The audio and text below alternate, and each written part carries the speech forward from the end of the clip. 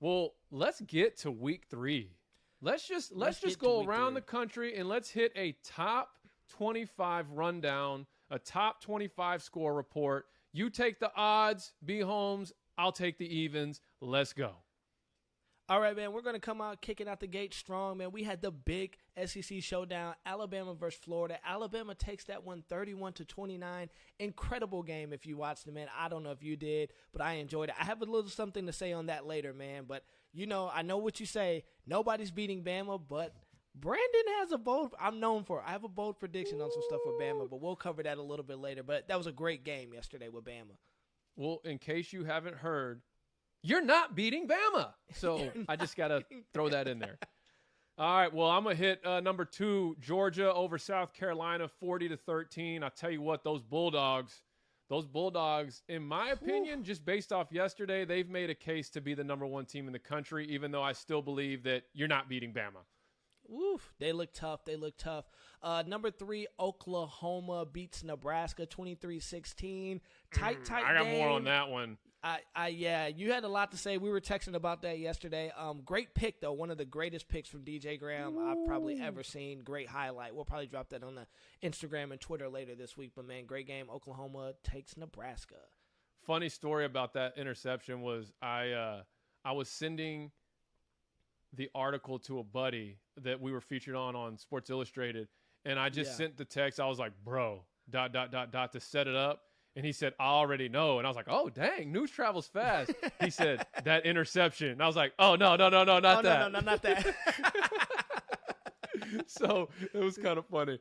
And then we got number 4, Oregon, taking on the mighty Stony Brook. Beat them 48-7. I'll tell you what, another buddy of mine on Twitter, shout out to Derek Jackson, he said, man, it's going to take a special person to get Oregon up for Stony Brook after going into Ohio State's building and taking care of business last weekend. So he's like, I'm sure those kids had no interest in playing that game, but they took care of business, keeping the Pac-12 on the map. And that's what good teams do. Moving on to number 5, man. Iowa, man, my sleeper pick in the Big Ten. Well, one of them from the Big Ten West. They take care of business with Kent State 30-7. I think they had something like 7 sacks in that game, man. That defense is playing strong. It's the typical Iowa team defense, and we're going to pound the football. So I like what they see. I'm interested to see what happens as we go into Big Ten play. Yeah, the typical Iowa team that when they finally play a team that's athletic, they'll lose. Okay. Sorry.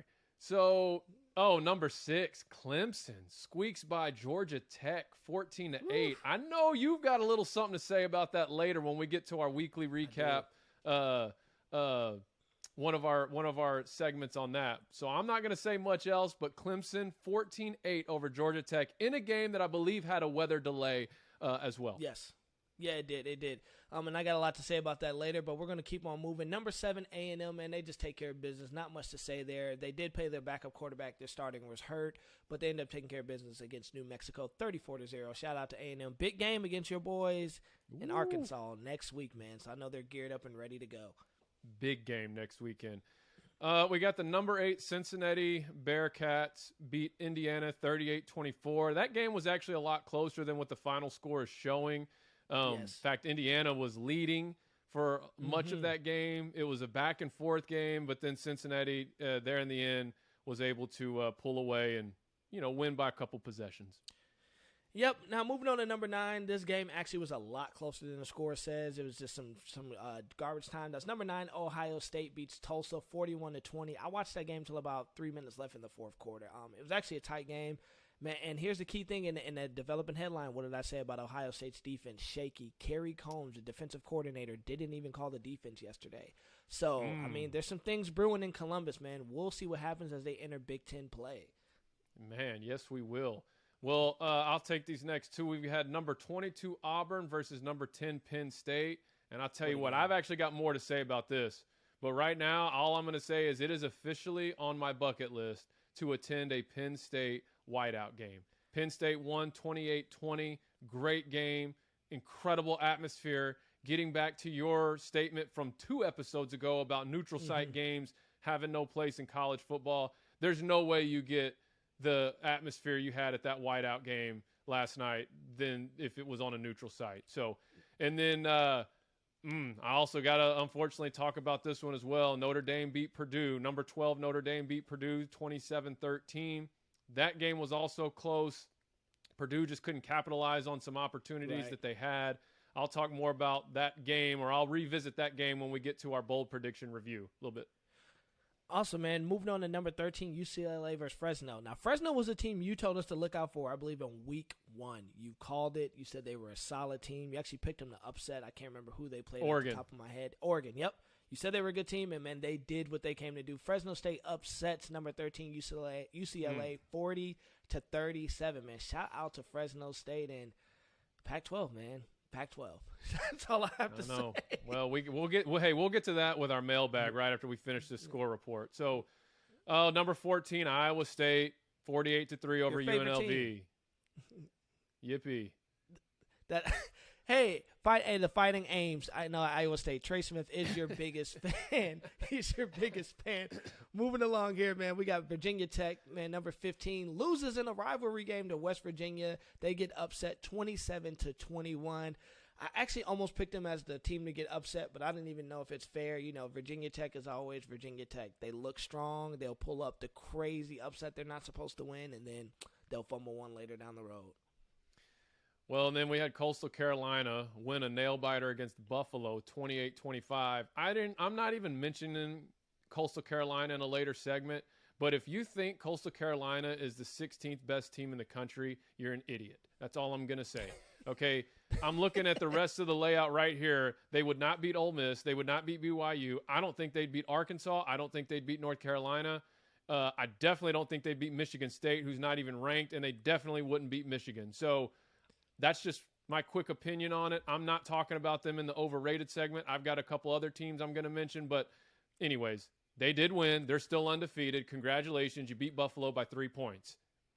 Hey, there we go, man. Well, we'll keep it moving. Your boys down in Ole Miss. Shout out to my man Tommy Brooker, big Ole Miss guy. Ole Miss takes care of business, 61-21 over Tulane, man. Shout out to those guys. Interesting as we get into SEC play, what they're going to look like, man. I like them. I like Matt Cole. I think he's. I've got a little tidbit on Ole Miss in a later segment in this episode.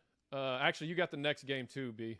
Oh, yeah, that's right. We had BYU versus Arizona State. BYU takes care of business, 27-17. Man, BYU has started out strong. Man, they beat Utah, and then the Holy War for the first time in 9 years, to come back off of winning that big game to beat Arizona State in Pac-12 after dark. I think the Storming Mormons, man, we got to keep an eye on them throughout the rest of the season. They may shock some people. They might.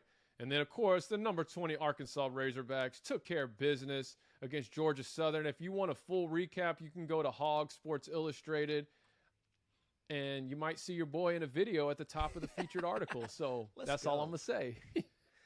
Then we got our boys, Mac Brown in North Carolina, man, took care of business against Virginia, 59-39. Almost drop a whole 60-piece on those boys, man. I like that. Good for them. Not too much to say outside of that, as they're getting inside of a messy ACC play starting, I think, next week. So shout out to North Carolina on that one.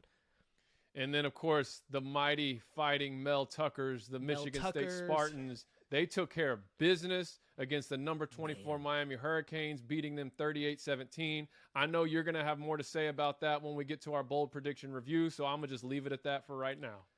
Awesome. And then last but not least, man, my mighty boys in blue down in A2 Ann Arbor handled business, almost set the record for the most rushing touchdowns in a game. And Michigan takes care of business, Northern Illinois, 63-10. It was a exciting, boring game, and that's exactly what I needed to kick my weekend off right.